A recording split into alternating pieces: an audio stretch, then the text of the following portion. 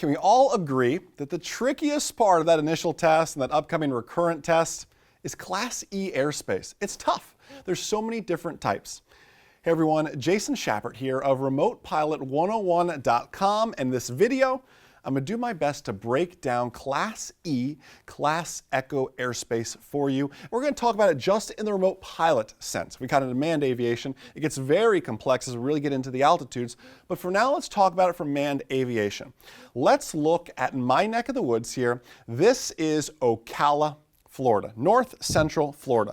Follow along with my cursor here. It's in the middle of your screen, right around Ocala. Let's do a basic little airspace quiz. Blue dashed line, what kind of airspace is the Ocala airport, this blue dashed line? That is Class D, Class Delta airspace, correct? Great. But there's something coming off of Ocala here, a dashed magenta line. Dashed magenta line is surface Class Echo airspace. Class Echo airspace is controlled, but we make an exception for some surface Class Echo. I'll explain why here in just a bit. Let's go a step back though, outside of Ocala. Do you see this faded magenta line? It goes around the Marion County Airport, around the Ocala Airport, falls around. There's one up here, around the Williston Airport, up this way, right? You see these faded magenta lines. That is called a Class Echo transition area. I'll use Williston up here as my example. Class Echo transition area.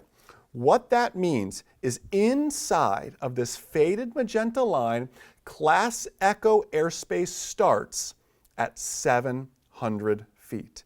Inside of here, 700 feet. Outside of this, unless it's labeled by something else, right? Unless it's D or C or B, another type of airspace, it's called domestic en route. And outside of here, Class E, Class Echo airspace starts at 1,200 feet. You're saying, Jason, I can only fly up to, yes, I understand. However, you need to know this for the test. Now, the reason I tell you this though is because inside of here, if Class Echo airspace starts inside this transition area at 700 feet, we can see Williston is an uncontrolled, pilot-controlled airport because it itself is purple, right? Ocala's blue, it has a tower, it's a delta. Pilot-controlled, uncontrolled airspace out here. What is it from 699 feet to the surface? It's Class G, Class Gulf airspace. Outside of here, domestic en route, 1,200 feet, Class E airspace. After that, below that, it's what? It's Class G airspace. You follow me with that. Class E airspace is very complex. Let's go back now. Let's focus on this surface Class Echo transition area coming off of Ocala here. And you're going to see a few of these coming off of airports. And I want to actually read right from part 107 what it has to say regarding these transition areas here. 107.41. No person may operate a small unmanned aircraft in Class B, we know that, Class C, yep, or Class D, we just talked about that, airspace, or within the lateral boundaries of the surface area of Class E airspace designated for an airport, like the Ocala example, unless that person has prior authorization from air traffic control. So no person in B, C, D, we know that without an authorization, right? Or in the lateral boundaries of the surface area of Class E airspace that is designated for an airport. Well, it's very interesting because let's go back to Ocala now. Ocala is here. The airspace designated for the airport is Class Delta. This extension here is designated for actually the instrument approaches. The pilots come in there at a much higher altitude out here. This is not Class Echo that is designated, right, for the airport. It's designated for the approach. We're going to talk about the E2, E3, E4, different types of airspace here in just a second, but it falls into this category. An example of airspace that's designated for the airport, well, let's go into Georgia now and look at Bacon County. Great name for an airport, right? AMG is the identifier.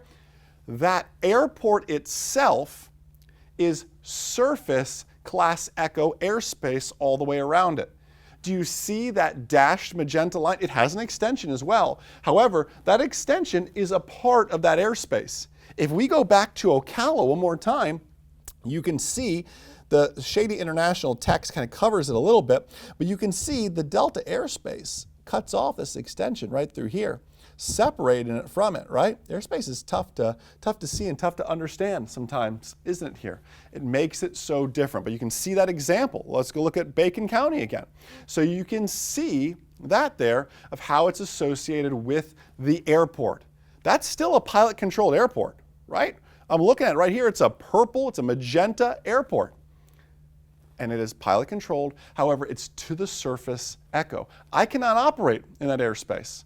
I could operate in the Ocala extension because it's associated with the approach and not associated with the actual airport itself. And that's how those rules are interpreted. So when you look at other things, when you get into the facility maps and you see, Jason, what's E2 airspace? What's E4 airspace?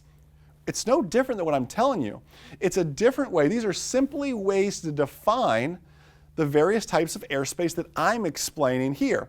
Whether it's surface associated with an airport, surface not associated with an airport, whatever that may be, that's how they're dividing up the airspace now in the remote pilot space. Class E airspace is tricky. It's going to be on the test, and more importantly, it's going to follow you in the real world as you operate. So please be mindful of that. Listen, we have some great live stream events coming up here. You can actually see them on your screen right now, so you can get signed up for those dates. And we're still giving away the Mavic Pro 2 as well. So you can go ahead and check that out as well. remotepilot101.com/Mavic to get signed up for that. We're going to do a live giveaway of that. But all those links are underneath this video as well. So you can get signed up for the giveaway. And so you can like us and subscribe to us, Facebook, YouTube, so you can get all those live alerts when we're doing our live seminars there as well. Remote Pilot 101 is the most successful Part 107 test prep course on the market with over 18,000 tests passed. It's one price and you get our updated initial and brand new recurrent course for life. It's two courses for the price of one and it's for life. See the actual test questions, learn the material, take the practice quizzes, all at your own pace through our easy videos you've already grown to love. Visit remotepilot101.com to become a member for life and learn more.